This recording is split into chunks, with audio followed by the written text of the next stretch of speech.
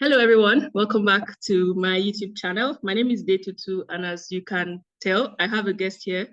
His name is Taiwo, and he's a software developer who came to Germany on a work visa. He was able to get the job from Nigeria. He's also a Nigerian like myself. And today he's going to talk about the whole process of the application from Nigeria and his experience working in Germany as a software developer. Welcome to my YouTube channel, Taiwo. And can you briefly introduce yourself to us? I'm Taiwo by name. I work as a software developer here in Germany. My office is based in Frankfurt, but I live in Hamburg because we're allowed to work from home anywhere in Germany. I've lived in Germany for about 4 years now. And yeah, before that, I was basically living in Nigeria, working as a software developer as well. Yeah, I think that's it. That's like Do you speak German? Do you enjoy Germany? I would say to a certain level, yes, I do speak. I'm not like fully fluent, but I could go through my like daily routines, go to the supermarkets, go to restaurants, have some basic conversations with people. Do I love the country? Yeah, I mean, it works. It's lovely. It's, of course, every country has its ups and downs. Yes, it's just the same with Germany, where I think they're just more ups than downs. So, yeah. Okay. Thank you for that interesting introduction. So, to the main point of this video, can you walk us through the process of finding a job from Nigeria? How did that happen for you? It was quite easy, kind of. Well, not easy, but easy in some way. So at first I did not really have this plan to leave the country. Well, not like I did not have the plan, but I didn't know it was possible, like just easily look for a job and stuff like that. But at some point, some of my friends got jobs in various countries, Sweden, Amsterdam, and everybody left, or some of them left. And then that was the time I was like, okay, fuck it. Maybe it's possible for me to get a job as well. And then I started applying. But then I wasn't necessarily applying to Germany. Most of my applications were to the US and Canada. But I decided to switch because I got an offer from the US, but I was turned down at the embassy because they denied my visa anyways. They said I was single at that time and some flimsy excuses. And I was beginning to get upset. So I decided to push out Canada, push out US completely, and decided to focus on Europe. I applied to Netherlands, I applied to Sweden, I applied to Austria, I applied to Germany, like just random applications everywhere. But I got like a few offers, but Germany was the one who gave me an offer that I felt was quite good for me in terms of my development career. And yeah, that's how I just ended up in Germany.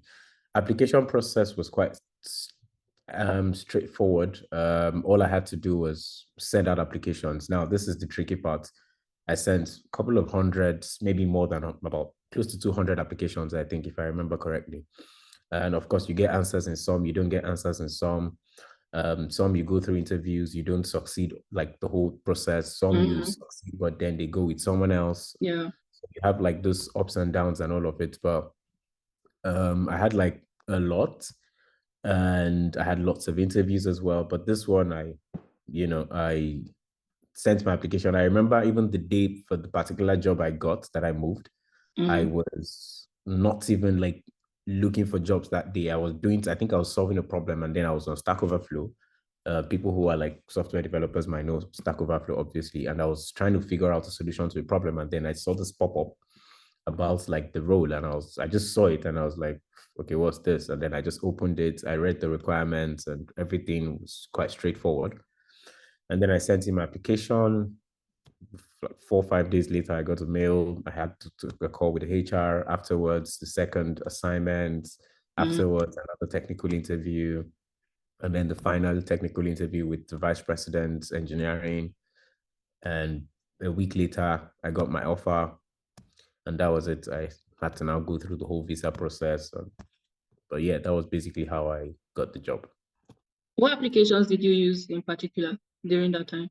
I used Indeed. I used LinkedIn mostly. So what I did was, if I just see adverts randomly, like from other places, I go to the company's website in particular to apply. Most times I apply from there directly because I feel it's faster for them Yes. than going through LinkedIn. But I did some applications through LinkedIn as well. I got calls as well from there. But sometimes I look at LinkedIn, maybe I see a job posting and I'm like, 50 applications or 200 applications already been made. I'm like, oof, I'm probably down the Same, bottom of the. same. I also don't bother about filling such Yeah. applications. Yeah. Yeah, Yeah. so I just like go to the company's website directly, go to their careers page. Once I see the role is still on the careers page, I just send in my application directly from there. If it's not there, in most cases, I just ignore because I'm like, if it's not on your company's website, then I don't know, maybe it's not available anymore or whatsoever. So most times, if it's still there, and I just apply. Also, I applied for like open positions. Maybe I'm looking for like a role is not really fitting to what's is of what they have open. I send in random open applications because I mean you never know Yeah. what's there out there. So And your visa application process, how did that go? Would you say that was pretty straightforward because it was a work visa or it wasn't straightforward. So I was supposed to resume, I think May 2019 was when I was supposed to resume. I got the job around March thereabouts. So they gave me like 2 months because they asked me like how many months was it going to take to get the visa. I was like 2 3 months because at that time I didn't really know anything about like Germany's visa. So I was like, well, 2 3 months is fine. But I resumed January or February because I came here January. So the reason I had to wait that long was because I got an interview date December. So from March to December, I had to wait for appointments at the embassy. Was really difficult to get. You send in your mail or you whatever you select your like fill the form online, but then they tell you they'll get back to you and it takes months, like months, and there's nothing you can do. I remember I was trying to like call people who like I knew who maybe worked there or had people working there just to like see if they could help out in any way to get an appointment, but nope, nothing worked out. I mean, the system is really, really tight that you can't really do anything from the outside or like when internal. It's like the system is automated to give you the appointments. So I had to wait about 7 months to get the appointment. And in between that time, I remember the company was, having this doubt as to whether they were going to keep the role. I remember I had a call with the HR and she was asking me if I had resigned from where I was working back in Nigeria. And if I had not resigned, maybe I should just continue with the job and then they would look for someone else. But I told them I had resigned and they were quite considerate and they said, okay, we'll give you a couple of more months. And then they also tried to fast track it from their end, call the embassy, sent letters, but there's really nothing they could do to fast track it. So I just had to wait that long. But I think now it's quite easy. There's a new route, I think, like what's it called? This I don't know, this skilled worker? field worker, exactly. Yeah, Yeah. that's the word. Yeah, so I think it's faster now for people who get jobs. I think that's faster for them compared to like when I applied. I had a friend who spent over a year waiting for appointments as well. So even one other one waited about 7 months and then his job like his company had to cancel the contract and then he had to look for another job in the UK and That's so then sad. finally he got as well. So Nice, interesting. But okay, to my next question, how would you describe your experience as a software developer in Germany so far, like overall, in it's been terms fun. of professional like working experience, also being in a different country where their official language is not English, working in a different environment, you work remotely, right? Yeah. Working remotely, which is a bit different from what used to be the thing in Nigeria before you left. How would you describe all of that? Um so it's been quite interesting. A few reasons. Um, to a large extent, I've been very familiar with the whole working remotely because even back in Nigeria, I was kind of working remote a bit. but there were days I had to go to the office, but I was already kind of used to the remote lifestyle. But one thing different that I liked, or that so far has been really fun, is the fact that I get to work with different people from different parts of the world. So it gives me that flexibility to see how people think, how people Yeah. react, how, so not just even professional wise, it also just, makes me get this experience as to how people see things, in a different perspective. And coming to the professional part of it, it's been really great. I've grown in several areas. I came as an intermediate developer. A few years down the line, I was promoted to a senior. So it's been really great. It's really good. It's The environment is flexible. The environment allows you grow. Yes. It also depends on where you're working though. But in most cases, in most companies, I've not really heard of places where you really don't grow, no matter how small it might be. Um, so it really helps you grow. It really just helps you see things differently. And one thing I appreciated was, I was this guy who back home, I was always working like 247, morning to night to middle of the night, 247. I was always just on my laptop. And that was because of the environment we were in. You see your I don't know, CTO or something back home who is trying to tell you, yes, this project must be done in 1 week or 2 weeks. They could tell you to build a full application in 1 month or 2 months. But then you come here and then you see that there's really like a full outline. There's a scope of like projects. You have a long time to finish it. They plan everything from start to finish, and it's not like things are rushed or something. So It's more structured, yeah. yeah, very, very well structured. You get to plan out your task. Today, you might not do more than maybe changing something on a particular page or writing a simple function or something because of the task. It's really structured. It helps you take things slowly, follow the same pace, follow an agile process. Just make sure that yes, you're doing your stuff, at the pace you want, also at the pace the company pushes you to. So yes, really good. Growth has been immense. I appreciate it. I love it. And I see myself, like when I look back at what I've grown or how I've grown in the past 4 years, I can say, yes, there's like huge difference from what I knew then or how I worked then professionally and how I work now or what I do now. Yeah. Okay, nice. So I'm going to another, like, it's an interesting question. So based on your field, right, and the evident lack of motivation of like people in your field, basically. I'm not dissing anyone, okay, please. There's no motivation to learn the language for most people in tech in Germany, right?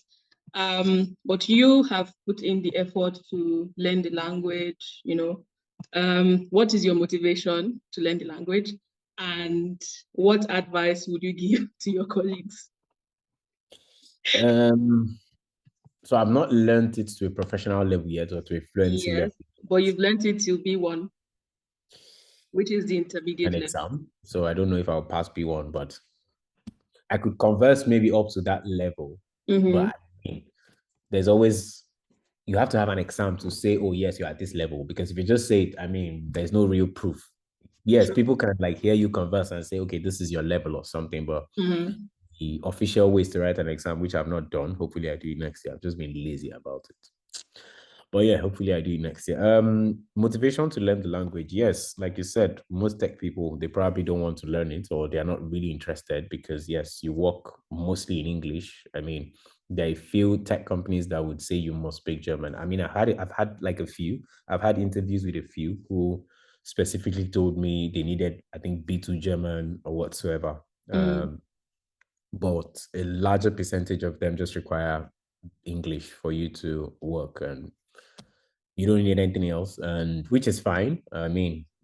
40 hours a week, you spend it working. So the rest, you probably just do it, go to grocery shopping, go for grocery shopping, go to restaurants, walk around, go play sports or something. So you might really, really not need the language to sort all of these things out. But what motivated me to learn the language? Well, one, documents. Germany is well known for papers. Like you get Mhm. letters every second, and I was getting upset with maybe having to call my friend to translate a document for me, or sending a screenshot, or using Google Translate every time Mhm. to, translate documents. I was like, I can't really be doing this every second, like every time or something. If I need to file something, I have to like write a letter or something in German. I'm like, I have to call a friend, or I have to use some like translator or something. So I was like, well, I needed to have that conversation with myself and say, see, I needed to learn the language to a certain level to be able to handle certain stuff. And then again, I also noticed that because I'm the kind of person who I travel a lot, even within Germany and outside. But I noticed when I go to smaller cities, most of them don't speak English, right? And because I'm always wanting to know more about the city when I travel, like the history or what's new, what's the main thing about the city. Most people you see probably won't converse in English. Yes, you might see a few, but they would appreciate it more when you speak to them in their language. They tend to appreciate people, they tend to welcome people more when you can speak the language. So I was like, okay, this is something I have to do.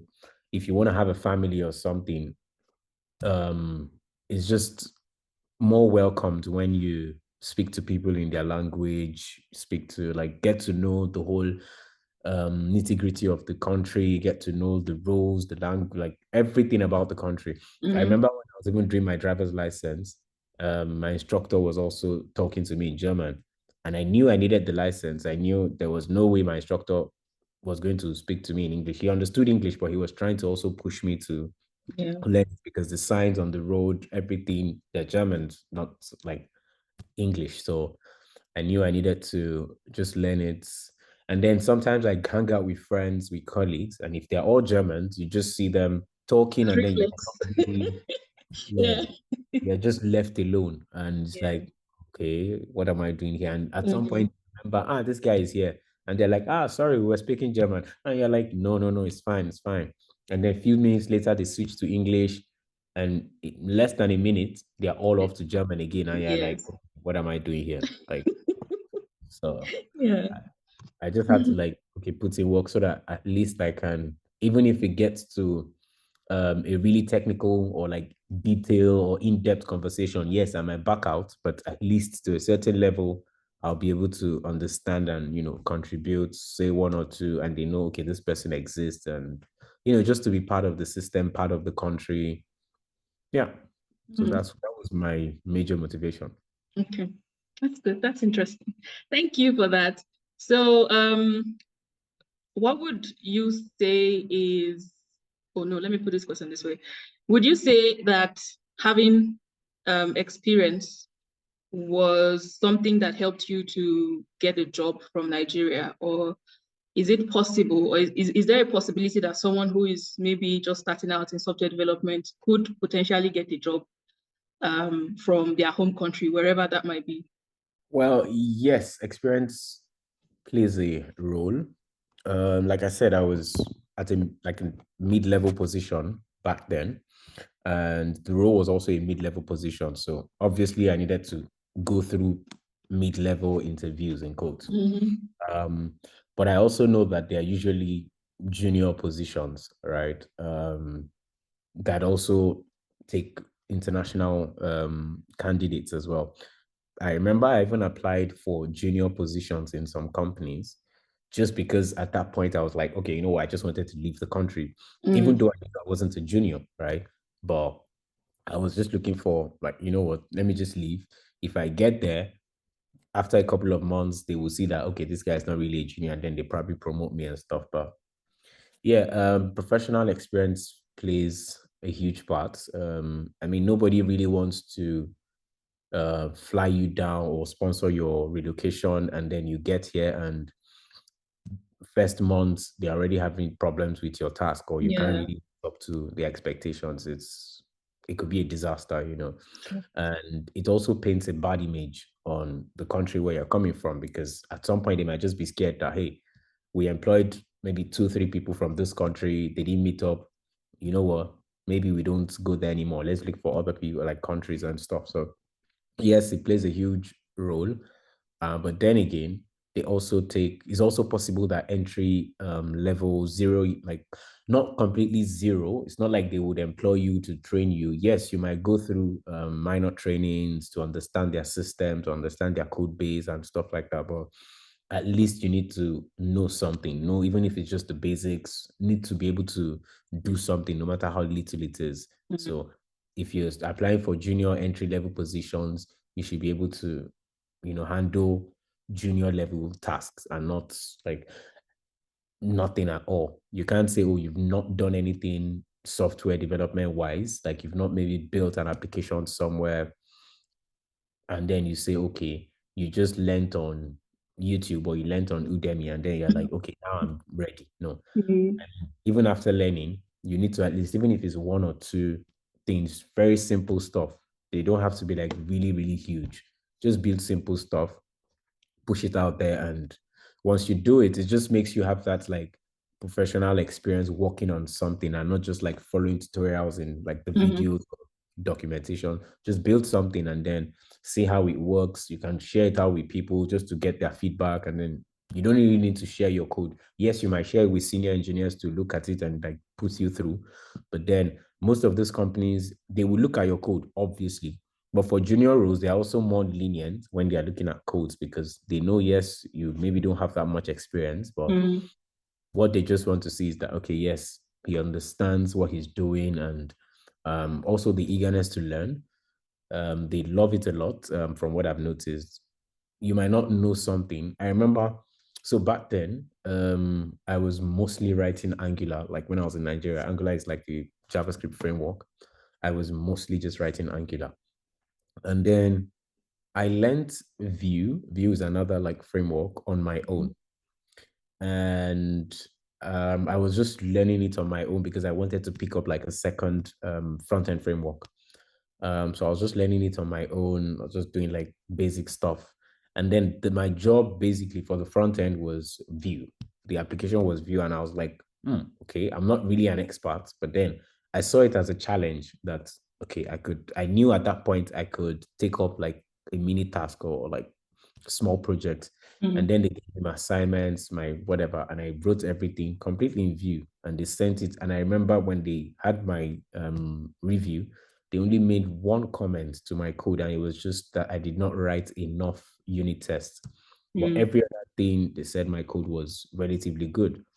And that was a mid-level, but it was still like maybe because I had like other framework experience, so it was easier for me. But I mean, like I said, professional experience helps. Build one or two, just understand how system works and understand how like production code works. But also, as a junior, as an entry level person, you're easy to get jobs as well. Thank you so much for your time and your contribution to um, people who might be interested in leaving their home countries to work in another country. Yeah, we've come to the end of this video. We appreciate you taking our time to enlighten us on your experience working in Germany. And we hope that the next time we invite you, you'd also be open to having a conversation with us. Is it Yeah, okay if people reach out to you?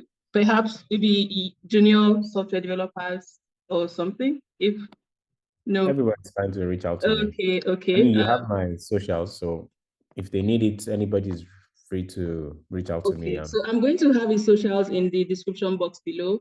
So if you want to reach out to him to ask him professional questions, please reach out to him and you respond to them at his earliest convenience. Thank you so much for watching. Please do not forget to like, share, and subscribe. Tell people to subscribe to my channel. Please like, subscribe, and follow the channel. I mean, Shay is doing really good work. I've seen Thank you. almost all her videos, so um she's doing great, and keep it up. Like I said, anytime you need anything, like if you need me for anything, please feel free to reach out. Okay. And like, subscribe, share. I think those are the Yes, three. that's how they say. Thank you so much. I'll see you guys in my next video. Taking care of yourselves. Bye. Yes.